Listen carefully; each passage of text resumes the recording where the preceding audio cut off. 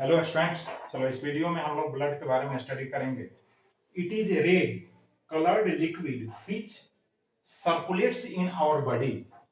Red colour का liquid होता है जो हमारे बॉडी में जो है सर्कुलेट होता है।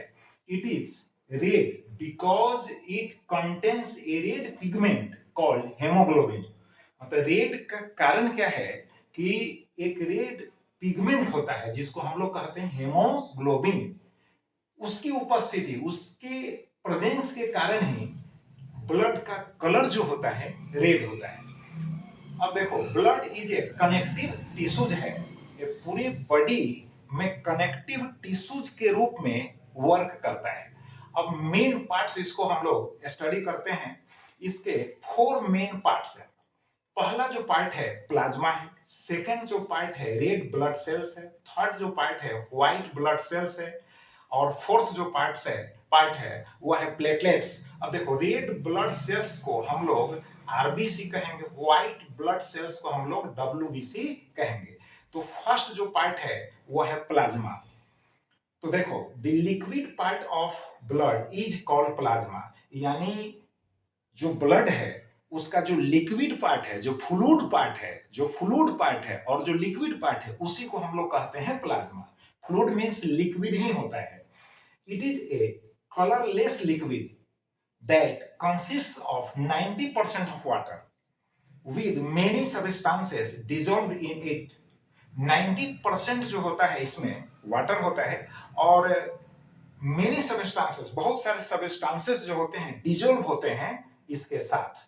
It also contains dissolved substances as just like proteins dissolve होते हैं। डाइजेस्टेड जो फूड होते हैं वे भी डिजोल्व होते हैं। कॉमन सॉल्ट डिजोल्व होते हैं and waste products like carbon dioxide gas and urea भी डिजोल्व होते हैं एंड हार्मोन्स भी डिजोल्व होते हैं इसमें। अब देखो, it is just like a vehicle that carries goods from one place to another.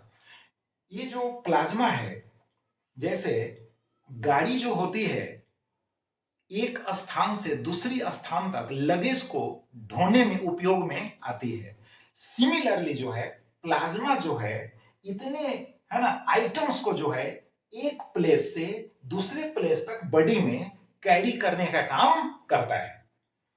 तो इसीलिए हमने कंपेयर किया व्हीकल से। व्हीकल मीन्स गाड़ी से ही इसको कंपेयर किया। अब देखो, रेड ब्लड सेल्स अब आया रेड ब्लड सेल्स।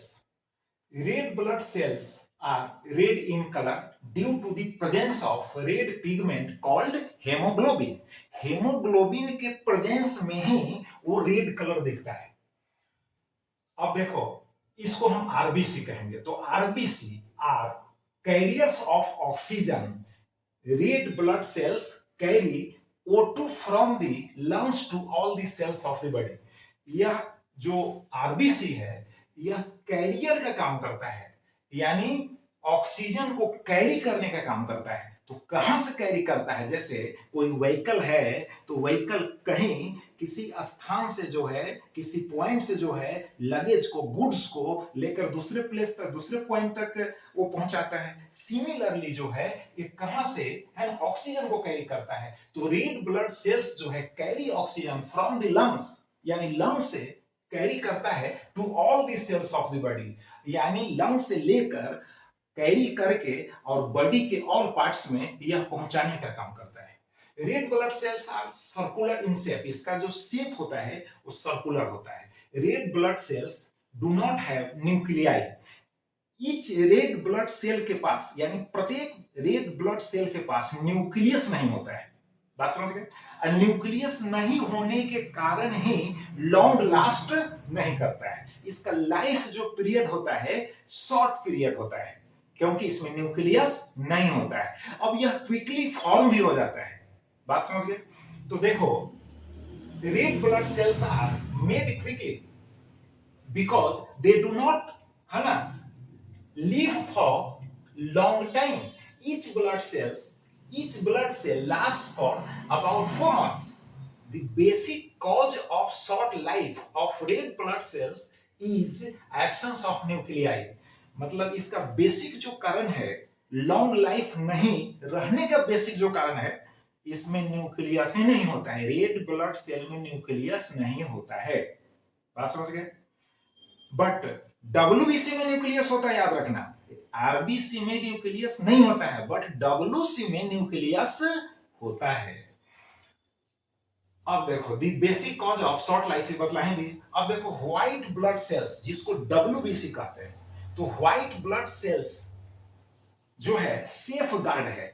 जैसे देश की सुरक्षा के लिए, कंट्री की सुरक्षा के लिए, कंट्री है ना के प्रोटेक्शन के लिए सेना के जवान होते हैं, मिलिट्री फोर्सेस होते हैं, आर्म फोर्सेस होते हैं।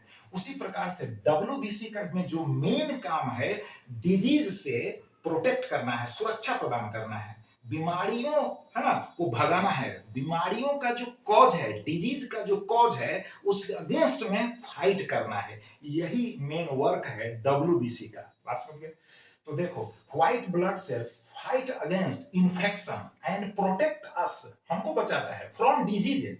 सम white blood cells can eat up the germs, वो कि जीवाणु जो है, बैक्टीरिया, उसको भोजन के रूप में इस्तेमाल कर लेता है।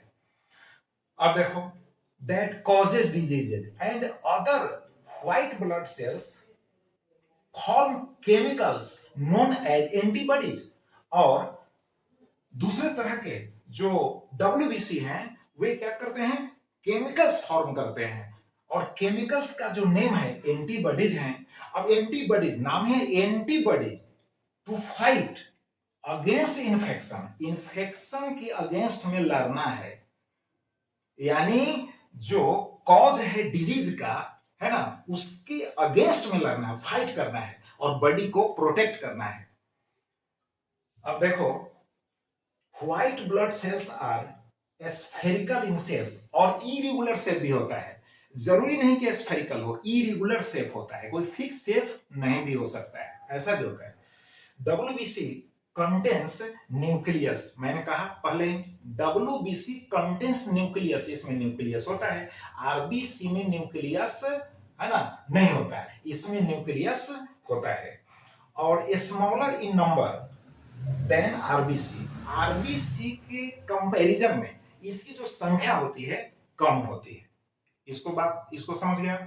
तो अब इसका जो पार्ट है, कौन प्लेटलेट्स जो है, हम नेक्स्ट वीडियो में डिस्कस करेंगे। आप इनको रिवाइज कीजिए। Thank you very much.